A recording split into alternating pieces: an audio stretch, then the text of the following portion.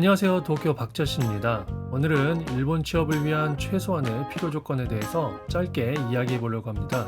궁금하시면 시청 부탁드리겠습니다. 블로그 할 땐 몰랐는데 유튜브를 시작하면서 일본 취업이나 이민을 고민하시거나 관심을 가지신 분들이 생각보다 많으신 것을 알게 되었습니다. 저같이 작은 채널까지 찾아오셔서 영상도 보시고 댓글이나 메일로 상담도 주시고 하는 걸 보면 말이죠. 그런데 너무 현실 감각 없이 허황된 꿈이나 기대를 하시는 분들이 계신 것 같아서 이번 영상을 준비해봤습니다. 이번 영상에서 제가 두 가지 질문을 드릴 텐데요. 그 질문에 대한 답변 내용에 따라서 일본 취업의 성공 여부나 험난한 정도가 결정되지 않을까 하는 생각이 듭니다. 하지만 지극히 개인적인 의견일 뿐이니까요. 참고로만 봐주시면 좋겠습니다. 간단한 제 소개인데요. 궁금하시면 화면 멈춰놓고 한번 봐주시고요. 본론으로 들어가기 앞서서 두 가지만 전제로 깔고 가겠습니다. 우선은 회사 업무를 하는 데 있어서 필요한 기본적인 능력에 관한 이야기인데요. 진짜 하나만한 이야기입니다. 바로 OA 능력과 커뮤니케이션 능력. 여기서 말하는 커뮤니케이션 능력은 외국어 능력을 이야기 드리는 게 아니고 회사 내외에서 적절히 소통하고 조율하면서 문제를 해결하는 능력을 의미하니까요. 오해 없으시길 바라고요. 아무튼 만약 이 두 가지 능력이 없다? 그렇다면 지금 준비하셔야 할 건 취업이 아닐지도 모르겠네요. 너무 당연한 소리라서 여기까지만 하고 다음.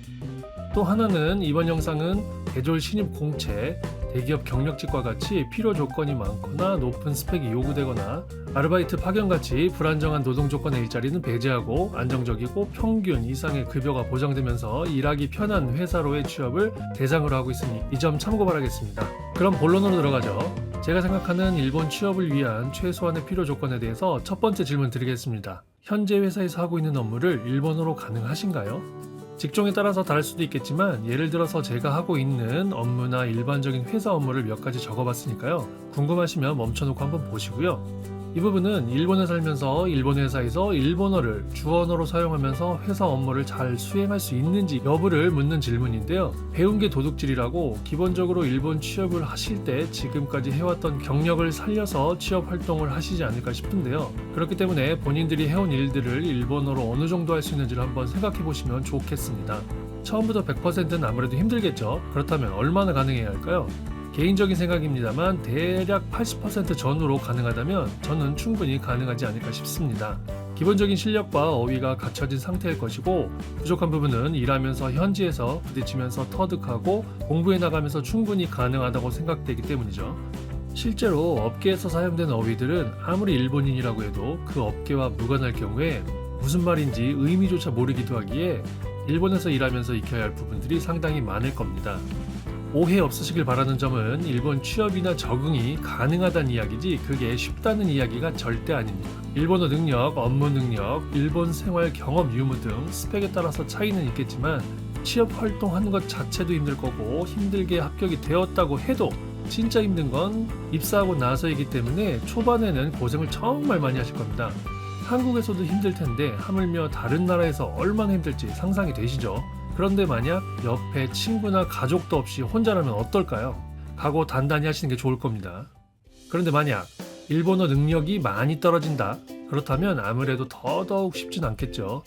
어딘가 들어갈 수 있는 곳은 있을지도 모르겠지만 그게 일본어 대신 영어를 잘해서 들어가는 경우가 아니라면 아무래도 그게 일반적으로 이야기하는 좋은 일자리라고 이야기는 못할 것 같습니다. 그렇기 때문에 아직 일본어 능력이 부족하다면 무던히도 노력을 하셔야 할 겁니다. 일본에서 그것도 일본 회사에서 일하는데 일본어를 못한다? 아리에나이. 앞서 말씀드렸지만 일본어를 잘해도 힘들거든요. 그럼 두 번째 질문 드리겠습니다. 왜 일본 회사가 일본인이 아닌 당신을 채용해야 할까요? 이 부분은 일본에서 일하면서 생활을 해나가는 데 있어서 당연히 일본인들과 경쟁해야 하는 일들이 대부분일 텐데요. 그런 상황 속에서 일본 회사가 일본인이 아닌 당신을 뽑는 메리트를 당신이 갖고 있는지 여부에 관한 질문입니다.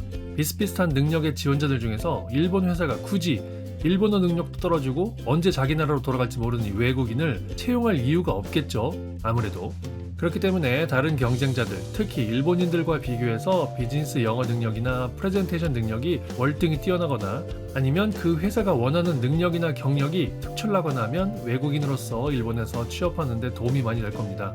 우리가 일본어를 아무리 잘한다고 한들 일본인들보다 잘할 수 없기에 그 외 여러 무기들을 준비해야만 경쟁이 가능할 거라 생각됩니다.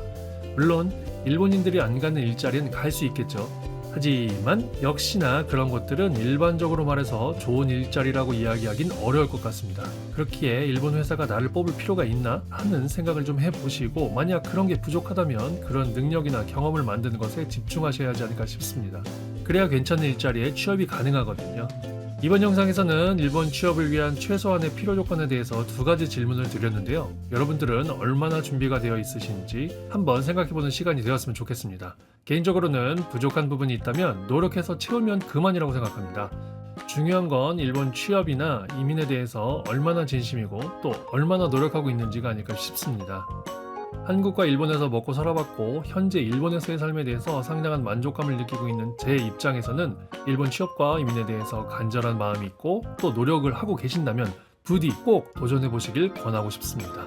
마지막으로 참고하시라고 제가 한국에서 일본 취업을 준비하던 시절과 현재의 조건에 대해서 화면으로 준비해 봤습니다.